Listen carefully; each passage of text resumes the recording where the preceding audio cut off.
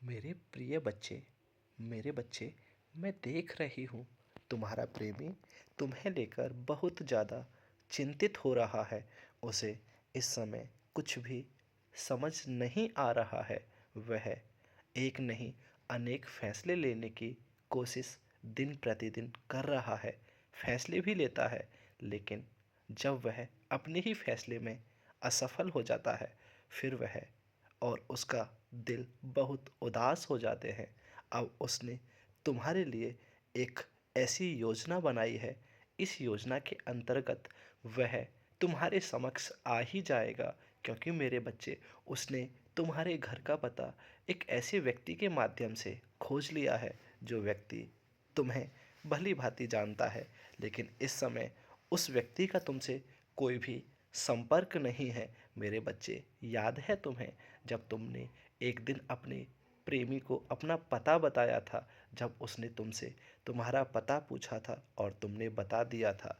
उस दिन उसने तुम्हारे पते को एक कागज़ पर लिखकर एक अच्छी जगह रख लिया था, और आज उस कागज़ को निकाल कर वह तुम्हारे पते को बार बार दोहरा रहा है, और यह सोच रहा है कि तुम्हारे समक्ष कल किस समय जाया जाए।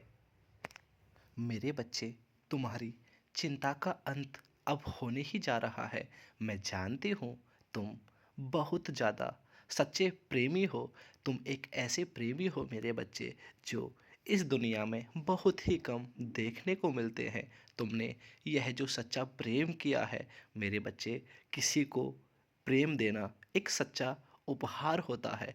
इस उपहार से बड़ा कोई और उपहार ना तो हो सकता है, और ना ही कभी भविष्य में हो पाएगा, क्योंकि प्यार एक ऐसी अनमोल वस्तु है मेरे बच्चे, जिसे धन दौलत से कभी खरीदा नहीं जा सकता।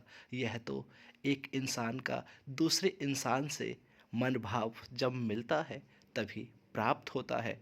तुमने अपने प्रेमी की कुछ अच्छाइयों के कारण उसे अपना दिल दे दिया था, जिसके कारण तुम्हें उससे एक सच्चा प्रेम हो गया था। मेरे बच्चे, यही सच्चा प्रेम अब तुम्हारे जीवन को सफल करने जा रहा है। एक समय ऐसा भी आया था तुम्हारे जीवन में, जिस सच्चे प्रेम ने तुम्हारे जीवन को उस हद तक ला दिया था, जहाँ से तुम्हारे जीवन की बर्बादी शुरू होती थी, और वहीं तुम्हारे जीवन की सफलता खत्म होती थी। लेकिन अब तुम्हें घबराने की और चिंतित होने की कोई भी आवश्यकता नहीं है मेरे लाडले, क्योंकि तुम्हारी माँ आज तुम्हारे घर के दरवाजे पर दस्तक दे रही है। मेरे बच्चे, मैंने तुम्हारी हर एक चिंता तो को अपने दामन में समेट कर रख लिया है। मैं इसे अपने पवित्र नेत्रों की पवित्र अग्नि से आज जलाकर नष्ट कर रही हूँ। मेरे बच्चे, तुम्हारे हृदय में जो भी उसके प्रति सच्चा प्रेम है, उसे अभी खत्म करने की कोशिश मत करो, क्योंकि तुम्हें अपने जीवन में बहुत आगे तक जाना है। अभी ना तो तुम्हें हिम्मत हारने की ज़रूरत है, और ना ही उससे दूर जाने की ज़रूरत है, क्योंकि मेरे बच्चे, वह तो नादान है, मूर्ख है, क्योंकि अभी तुम्हें समझ नहीं पा रहा था।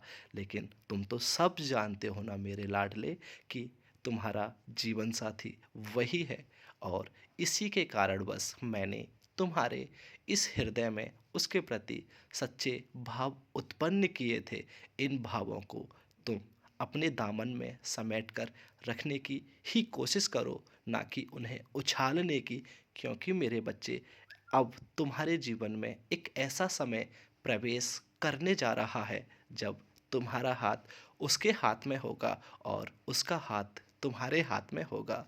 तुम बहुत जल्दी प्रेम विवाह के पवित्र बंधन में बंधने जा रहे हो। मेरे बच्चे, यह बात बिल्कुल सच है कि तुम्हारा प्रेमी तुम्हें बहुत ज़्यादा याद करता है। उसे भी अब तुमसे सच्चा प्रेम हो गया है। मैं जानती हूँ उसे उस समय तुमसे सच्चा प्रेम नहीं हुआ था मेरे बच्चे। जब तुम्हें हो गया था, उसने तुमसे झूठ बोला था कि उसे भी तुमसे सच्चा प्रेम हो गया है। मेरे बच्चे, उसने यह जो झूठ बोला था, इसके पीछे एक बहुत बड़ा कारण छिपा हुआ था। मैं तुम्हें बता देना चाहती हूँ मेरे बच्चे कि उसके पीछे एक नहीं, अगर देखा जाए तो अनेक कारण छुपे हुए थे। तुम्हारा प्रेमी तुम्हें बहुत ज़्यादा पसंद करता था। वह तुम्हें एक पल के लिए भी अपनी आँखों से जुदा नहीं करना चाहता था। तुम्हारा चेहरा, तुम्हारी प्यारी-प्यारी आँखें और इन आँखों के नीचे एक झलकती हुई मुस्कुराहट उसे हर पल अपनी आंखों के समक्ष दिखाई देती थी। वह तुम्हारी मुस्कुराहट को चाहकर भी भुला नहीं पा रहा था। इसी कारण बस उसने तुमसे झूठ बोला था। उसे डर था मेरे बच्चे कि कहीं तुम उसकी इस बात को सुनकर उससे दूर नहीं चले जाओ। वह तुम्हें अपने आप से दूर नहीं करना चाहता था। उसे तो बस इतना पता था कि जो भी अब होगा वह देखा जाएगा, लेकिन वह तुम्हें अपने आप से किसी भी कीमत पर अलग नहीं करेगा। और फिर बीतते बीतते एक दिन ऐसा समय आ गया मेरे बच्चे, जब उस पर कुछ लोगों ने इतना ज़्यादा दबाव डाल दिया कि उसे एक दिन यह फैसला लेना पड़ा कि वह तुमसे प्रेम नहीं करता।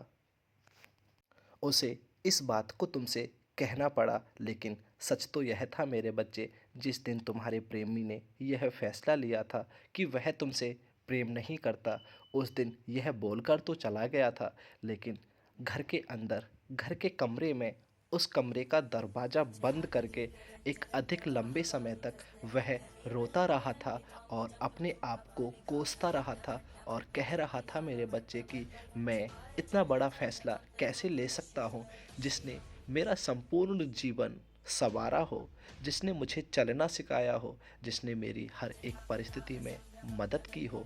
आज मैं उसे ऐसे कड़वे जवाब कैसे दे के आ सकता हूँ। उसने यह जो जवाब तुम्हें दिए थे मेरे बच्चे, एक मजबूरी के कारण दिए थे। उस समय वह बहुत ज़्यादा परेशान हो गया था। उसे उसके मित्रों ने, उसके परिवार के लोगों ने, उसके रिश्तेदारों ने इतना ज़्यादा तुम्हारे प्रति उत्साहित कर दिया था, उसके हृदय में इतना जहर भर दिया था, जो उसे समझ नहीं आ रहा था कि अब क्या करूं। कोई तो उससे बोल रहा था कि तुम्हें इस आशिकी के चक्कर में अपने घर की भी फिक्र नहीं रही है क्या, और कोई कुछ बोल रहा था। वह सबकी बातों को सुन सुनकर इतना ज़्यादा परेशान हो गया था। फिर उसे कुछ दिखाई नहीं दिया। उसने सोचा कैसे अपने घर वालों को समझाऊंगा, लेकिन घर वाले मानेंगे नहीं। लेकिन उसने अंत में एक यही फैसला लिया कि वह तुमसे इस बात को बोलकर कुछ समय के लिए तुमसे दूर हो जाएगा।